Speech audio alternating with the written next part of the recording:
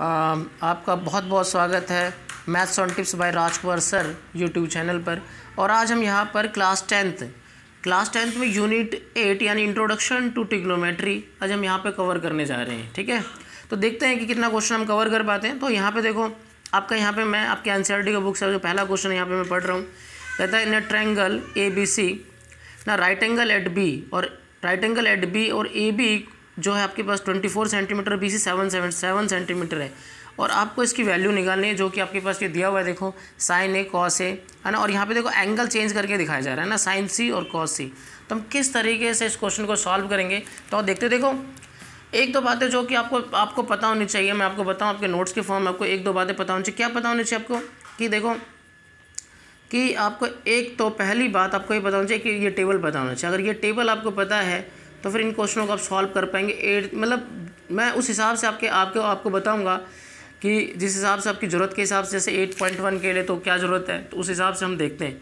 तो आपको ये टेबल पता होना चाहिए, यानी पंडित बद्री प्रसाद ना हर बोले, है ना। तो इसका मतलब क्या, ये आपके पास perpendicular base, perpendicular hypotenuse, H for the hypotenuse और ये क्या होगा बेस।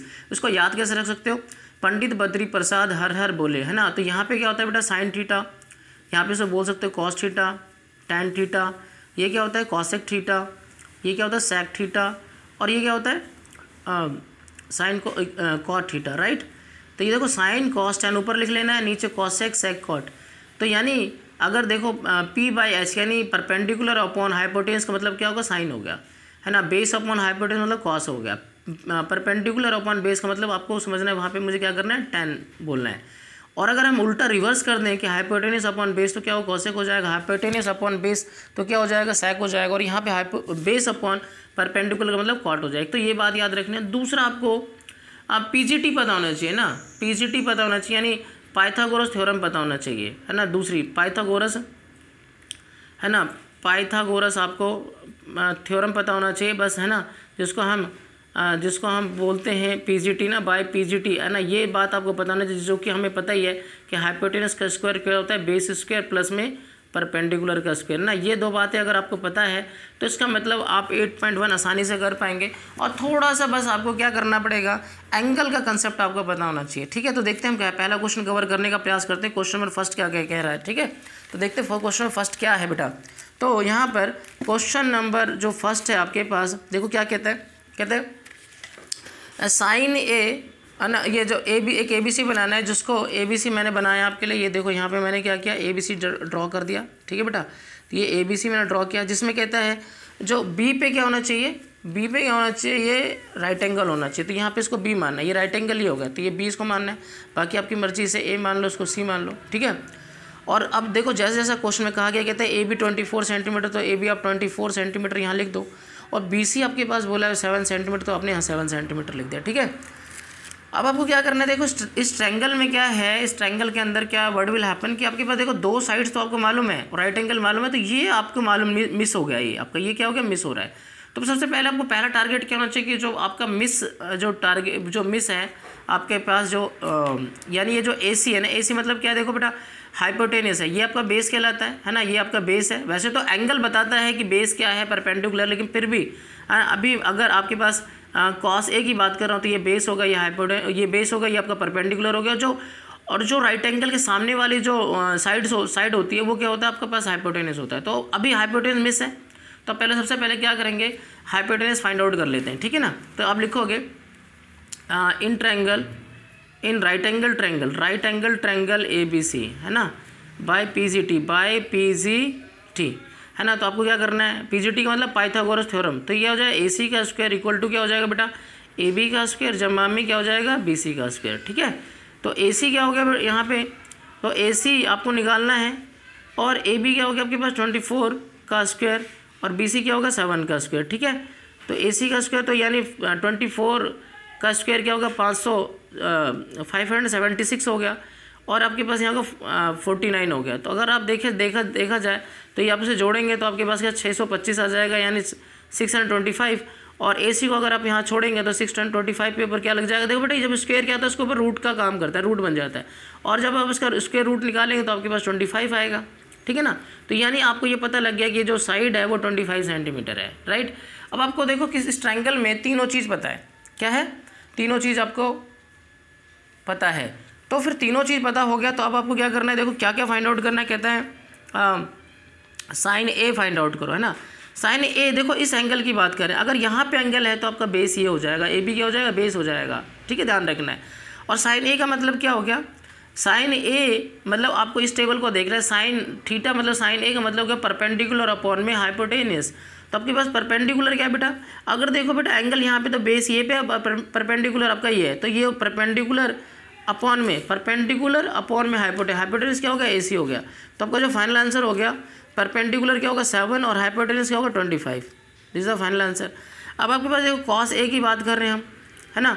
कॉस ए क्या हो जाएगा, कॉस देखो यहाँ पे देखना है, तो बेस ये क्या हो गया बेटा आपके पास, यहाँ पर देखा जाए तो ये क्या हो गया आपके पास, बेस अपॉन में हाइपोटेनियस हो गया, है ना। तो बेस क्या देखो यहाँ पर आपका ये, यहाँ पे एंगल ये देखो, ये जो कॉस ए है एंगल यहाँ की बात करें तो बेस आपको ध्यान रखना, जहाँ पे एंगल होता है इस आपके पर्टिकुलर जो एंगल दिया होगा वही उसके साथ ही वाला क्या होता है, वो बेस होता है, ठीक है ना। तो ये बेस ही हो गया। तो अभी क्या है कि कॉस क्या है, बेस अपॉन में हाइपोटेनस, तो बेस क्या हो गया बेटा ए बी और हाइपोटेनस क्या हो गया ए सी, ठीक है ना। तो ये होगा 24 और 24 अपॉन में क्या हो जाए, ए सी की वैल्यू 25 है, तो ये 25 ये आंसर हो गया आपके पास, ठीक है। अब देखो यहाँ पर अगला हम समझने का प्रयास करते हैं, जो सेकंड पार्ट है। सेकंड पार्ट में क्या हुआ कि आपके पास यहाँ पर साइन सी बोला जा रहा है, साइन सी, है ना, और क्या बोला जा रहा है, साइन सी निकालना है। अब देखो यहाँ पे एंगल क्या सी है, तो एंगल आपको यहाँ पे लेना पड़ेगा, है ना। तो अगर एंगल आपने सी यहाँ पे लिया हुआ है तो ये अब ये जो ना ये वाला पोर्शन आपका बेस कहलाएगा। जहाँ पे एंगल होता है वहाँ पे बेस का जॉइंट होता है, ठीक है ना, ये बेस होता है। और ये क्या होगा आपके पास, परपेंडिकुलर हो गया, ठीक है। तो साइन सी का मतलब परपेंडिकुलर अपॉन हाइपोटेनस। तो अब परपेंडिकुलर आपके पास क्या है, ए बी है बेटा, ठीक है ना।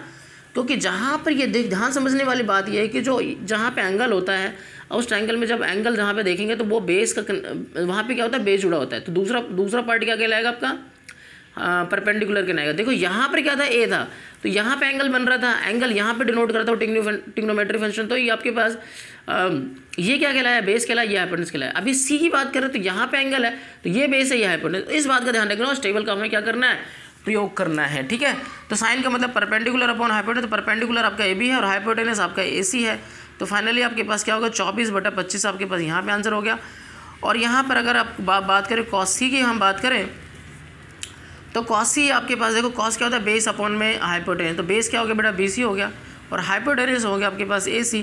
तो आपके पास 7/25 हो जाएगा। तो this is the final answer, ठीक है। तो दिस इज आपका पहला क्वेश्चन कवर हो गया यहाँ पर। तो इस तरीके से आपका हम देख पा रहे हैं कि यहाँ पर कि बहुत ही आसान है। आपको बस क्या करना है कि ये जो टेबल है ये याद रखना है और पाइथागोरस प्रमेय आपको लगाना चाहिए। पाइथागोरस प्रमेय मतलब हाइपोटेनस का स्क्वायर इक्वल टू होता है बेस का स्क्वायर प्लस में परपेंडिकुलर स्क्वायर। ये दो चीज़ें आप अपने दिमाग में रखेंगे तो आप 8.1 आसानी से कर पाएंगे, ठीक है। तो हम देखते हैं यहाँ पर आगे और बढ़ते हैं। तो क्वेश्चन नंबर सेकंड को मैं यहाँ पे कवर करने का प्रयास करता हूँ ताकि आपको अच्छे तरीके से और समझ में आ जाए, ठीक है। तो देखते हैं क्वेश्चन नंबर सेकंड क्या कह रहा है। देखो क्वेश्चन नंबर सेकंड कहता है कि इन फिगर, ये जो फिगर दिया हुआ है, ये जो पिक्चर दिया हुआ है वो ये सेकंड क्वेश्चन के लिए ही है, ठीक है ना। तो इसमें आपको tan p और cot r आपको फाइंड आउट करना है, ठीक है बेटा।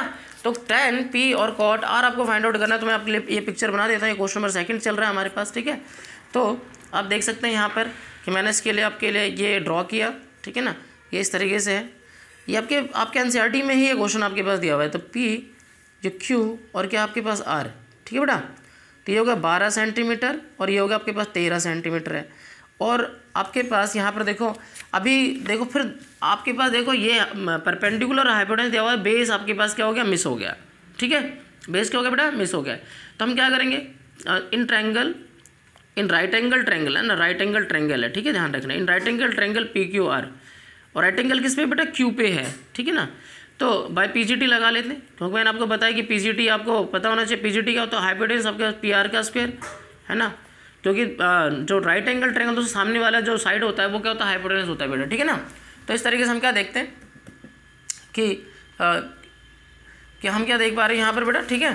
तो ये हाइपोटेनस हो गया और आपके पास PR का स्क्वायर और यहाँ पर हो जाएगा PQ का स्क्वायर जमा में ना QR का स्क्वायर, QR का स्क्वायर, ठीक है।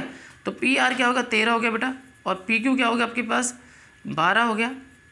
और QR आपको निकालना है। ठीक है, तो 13 का स्क्वायर 169 होगा, एक 144 हो गया बेटा, और QR का स्क्वायर आप छोड़ेंगे, यहाँ पे प्लस का निशान है, सॉरी, और ये 169 और ये 144 इधर आकर क्या हो जाएगा, माइनस हो जाएगा, और ये होगा 9 में से 4 गया तो 5 हो गया, ये आपके पास क्या होगा, 2 हो गया। ठीक है, ठीक है बेटा, आपने लेस किया तो 25 आ गया, और QR को जब आप यहाँ छोड़ेंगे तो 25 के ऊपर स्क्वायर रूट लगेगा, तो आपके पास यहाँ क्या आ गया, 5 सेंटीमीटर आ गया। QR क्या आ गया बेटा आपके पास, 5 सेंटीमीटर। डन। तो अब हम क्या देखते हैं, हमें क्या निकालना है बेटा, इसमें आपके पास tan P पूछा है, tan P आपको फाइंड करना है। देखो यहाँ पे क्वेश्चन में क्या बोला है कि tan P फाइंड करना है cot R से। ठीक है, तो tan P की वैल्यू देखो, फिर से tan P क्या था आपके पास, मैंने वो आपको टेबल फिर से पता होना चाहिए ना आपको। ठीक है, यही इसलिए मैं बोल रहा हूँ कि वो जो टेबल आपके दिमाग में क्या हो, बिल्कुल सेट। पंडित बद्री प्रसाद, ठीक है, P हर हर बोले। ठीक है, तो और यहाँ पे क्या होता है, साइन होता है, sign A cos A tan A, है ना, ये क्या होता है, cosec A sec A, और क्या होता है, cot A। ठीक है बेटा, तो अब देखो यहाँ पे tan P, अच्छा देखो यहाँ पे एंगल का वो क्या मिल रहा है, एंगल कहाँ पे, यहाँ पे, तो इसका मतलब क्या, बेस ही हो जाएगा, हाइपोटेनस ही हो जाएगा, बेस ही हो जाएगा और परपेंडिकुलर हो जाएगा, ये हाइपोटेनस हो जाएगा, मतलब बेस ये आपको ध्यान रखना। तो tan P का मतलब परपेंडिकुलर अपॉन में बेस, तो परपेंडिकुलर क्या होगा आपके पास, QR। ठीक है, और बेस क्या होगा बेटा आपके पास, बेस क्या हो जाएगा आपके पास, ये हो जाएगा, क्योंकि एंगल यहाँ पे है तो PQ बेस हो जाएगा। cot R, यानी cot R क्या हो गया, यानी आपके पास बेस अपॉन में परपेंडिकुलर, तो बेस बेटा अब देखो ध्यान रखना, एंगल यहाँ पे R यहाँ पे, तो एंगल यहाँ पे है तो अब बेस ये हो गया, बेस क्या होगा बेटा, यहाँ पे होगा, तो ये हो जाएगा बेस अपॉन में परपेंडिकुलर होता है cot, तो बेस क्या हो जाएगा, QR, और परपेंडिकुलर क्या हो गया, और परपेंडिकुलर क्या हो गया आपके पास, PQ।